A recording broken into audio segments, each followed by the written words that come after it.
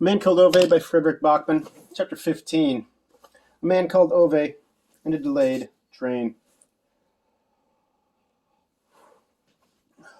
The slightly porky man on the other side of the plexiglass has backcombed hair and arms covered in tattoos.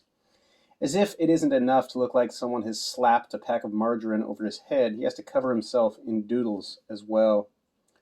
There's not even a proper motif as far as Ove can see, just a lot of patterns. Is that something an adult person in a healthy state of mind would consent to? Going about with his arms looking like a pair of pajamas? Your ticket machine doesn't work, Ove informs him. No, says the man behind the plexiglass. What do you mean, no? I'm asking, doesn't it work? I just told you, it's broken. The man behind the plexiglass looks dubious. Maybe there's something wrong with your card. Some dirt on the magnetic strip, he suggests. Ove looks as if the man behind the plexiglass had just raised the possibility of Ove having erectile dysfunction. The man behind the plexiglass goes silent. There's no dirt on my magnetic strip. You can be sure of that, Ove splutters. The man behind the plexiglass nods, then changes his mind and shakes his head, tries to explain to Ove that the machine actually worked earlier in the day. Ove dismisses this as utterly irrelevant, of course, because it is clearly broken now. The man behind the plexiglass wonders if Ove has cash instead. Ove replies that this is none of his bloody business. A tense silence settles. At long last, the man behind the plexiglass asks if he can check out the card. Ove looks at him as if they just met in a dark alley and he's asked to check out Ove's private parts. Don't try anything, Ove warns as he hesitantly pushes it under the window. The man behind the plexiglass grabs the card and rubs it against his leg in a vigorous manner, as if Ove had never read in the newspaper about what they call skimming, as if Ove was an idiot. What are you doing? Ove cries and bangs the palm of his hand against the plexiglass window. The man pushes the card back under the window. Try it now, he says. Ove thinks that any old fool could figure out that if the card wasn't working half a minute ago, it isn't going to work now either. Ove points this out to the man behind the plexiglass. Please, says the man. Ove sighs demonstratively, takes his card again without taking his eyes off the plexiglass. The card works. You see, jeers the man behind the plexiglass. Ove glares at the card as if he feels it has double-crossed him before he puts it back in his wallet. Have a good day, the man behind the plexiglass calls out behind him. We'll see, mutters Ove. For the last 20 years, practically every human being he's met has done nothing but drone on at Ove about how he should be paying for everything by card. But cash has always been good enough for Ove. Cash has in fact served humanity perfectly well for thousands of years, and Ove doesn't trust the banks and all their electronics. But his wife insisted on getting hold of one of those prepaid cards in spite of it all, even though Ove warned her against it. And when she died, the bank simply sent Ove a new card in his name, connected to her account. And now, after he's been buying flowers for her grave for the past 6 months, there's a sum of 136 kroner and 54 ore left on it. And Ove knows very well that this money will disappear into the pocket of some bank director if Ove dies without spending it first. But now when Ove actually wants to use that damned plastic card, it doesn't work, of course, or there are a lot of extra fees when he uses it in the shops, which only goes to prove that Ove was right all along. He's going to say as much to his wife as soon as he sees her. She had better be quite clear about that. He'd gone out this morning long before the sun had drummed up the energy to rise over the horizon, much less any of his neighbors. He'd carefully studied the train timetable in the hall. Then he turned out the lights, switched off the radiators, locked his front door, and left the envelope with the instructions on the hall mat inside the door. He assumed that someone would find it when they came to take the house. He fetched the snow shovel, cleared the snow away from the front of the house, put the shovel back in the shed, locked the shed. Had Ove been a bit more attentive, he would have noticed the fairly large cat-shaped cavity in the quite large snowdrift just outside his shed as he started heading off towards the parking area. Because he had more important things on his mind, he did not. Chastened by recent experiences, he did not take the Saab, but walked instead to the station, because this time neither pregnant foreign woman, blonde Reed, Rune's wife, nor low-quality rope would be given any opportunity of ruining Ove's morning. He'd bled these people's radiators, loaned them his things, given them lifts to the hospital, but now he was finally on his way. He checked the train timetable once more. He hated being late. It ruined the planning, made everything out of step. His wife had been utterly useless at it, keeping to plans. But it was always like that with women. They couldn't stick to a plan even if you glued them to it, Ove had learned.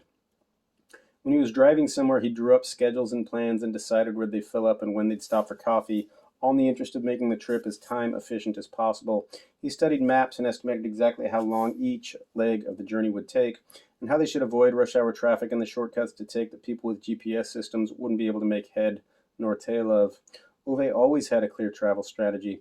His wife, on the other hand, always came up with insanities like going by a sense of feel and taking it easy, as if that was a way for an adult person to get anywhere in life.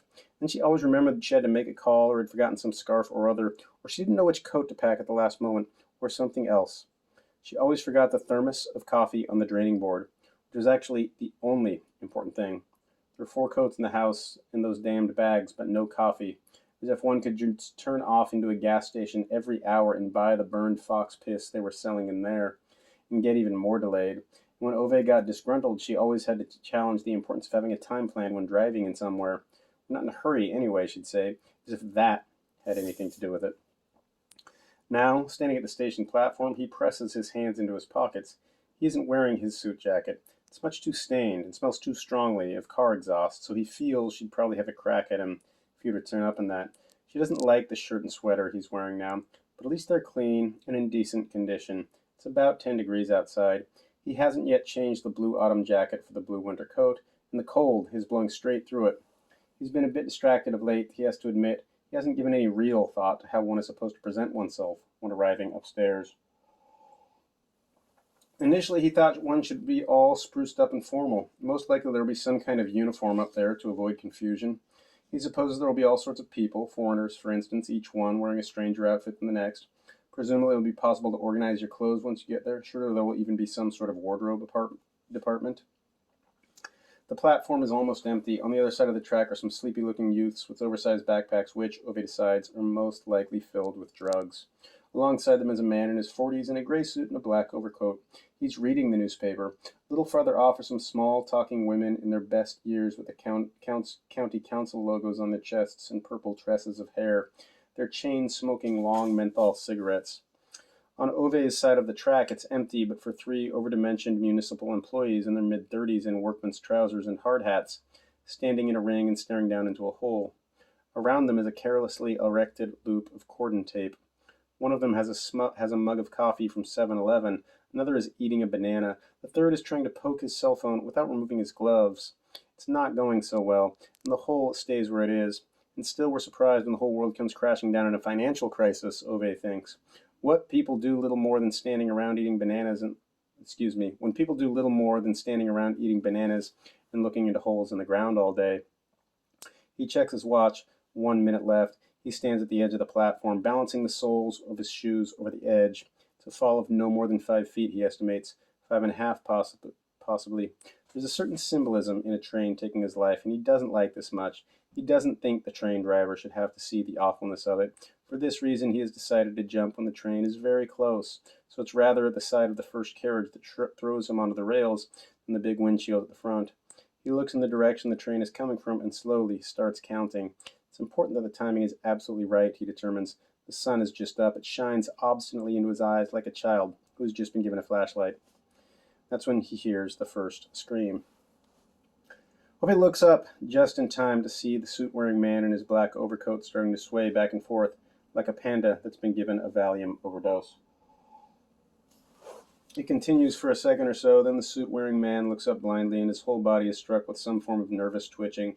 His arms shake convulsively, and then, as if the moment is a long sequence of still photographs, the newspaper falls out of his hands and he passes out, falling off the edge onto the track with a thump as if he were a sack of cement mixture. The chain-smoking old girls with the county council logos on their breasts start shrieking in panic. The drug-taking youths stare at the track, their hands enmeshed in their backpack straps as if fearing that they might otherwise fall over. Ove stands on the edge of the platform to the other side and looks with irritation from one to the other. For Christ's sake, fumes Ove to himself at long last as he jumps down on the trap. Grab hold here, will you? He calls out to one of the backpackers on the platform. The stultified youth drags himself slowly to the edge. Ove hoists up the suit-wearing man in a way that men who have never put their foot in a gym yet have spent their entire lives carrying a concrete plinth under each arm tend to be able to do. He heaves up the body into the backpacker's arm in a way that Audi-driving men wearing neon-bright jogging pants are often incapable of doing. "You can't stay here in the path of the train. You get that, don't you?" The backpackers nod in confusion and finally, by their collective efforts, manage to drag the suit-wearing body on the platform.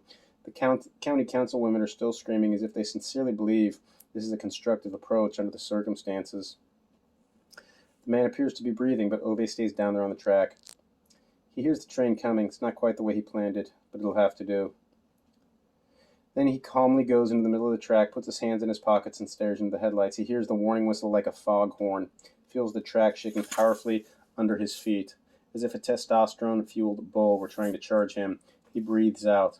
In the midst of that inferno of shaking and yelling and the chilling scream of the train's brakes, he feels a deep relief. At last. To Ove, the moments that follow are elongated as if time itself has applied its brakes and made everything around him travel in slow motion. The explosion of sounds is muted into a low hiss in his ears, the train approaching so slowly that it's as if it's being pulled along by two decrepit oxen. The headlights flash despairingly at him, and in the interval between the two of the flashes, while he isn't blinded, he finds himself establishing eye contact with the train driver. He can't be more than 20 years old, one of those who still gets called the puppy by his older colleagues. Ove stares into the puppy's face, clenches his fists in his pockets as if he's cursing himself for what he's about to do, but it can't be helped, he thinks. There's a right way of doing things and a wrong way. So the train is perhaps 15 yards away when Ove swears with irritation and, as calmly as if he were getting up to fetch himself a cup of coffee, steps out of the way and jumps up onto the platform again. The train has drawn level with him by the time the driver has managed to stop it. The puppy's terror has sucked all the blood out of his face. He is clearly holding back his tears.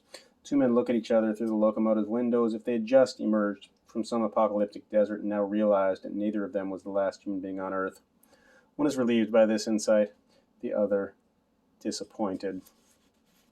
The boy in the locomotive nods carefully. Ove nods back with resignation. Fair enough that Ove no longer wants his life, but the sort of man who ruins someone else's by making eye contact with him seconds before his body is turned into blood paste against said person's windshield. Damn it, Ove is not that sort of man. Neither his dad nor Sonia would ever have forgiven him for that. "Are you all right?" one of the hard hats calls out behind Ove. "Another minute and you'd have been goner," yells one of the others. They stand there staring at him, not at all unlike the way they were standing just now, and staring into that hole. It seems to be their prime area of competence, in fact, to stare at things. Ove stares back. "Another second, I mean," clarifies the man who still has a banana in his hand. "Could have gone quite badly, that," sniggers the first hard hat. "Really badly," the other one agrees. "Could have died, actually," clarifies the third. "You're a real hero. Saved their life." Saved his life," Ove corrects, and hears Sonia's voice in his own. "Would have died otherwise," the third one reiterates, taking a forthright bite of his banana. On the track is the train with all its red emergency lights turned on, puffing and screeching like a very fat person who's just run into a wall.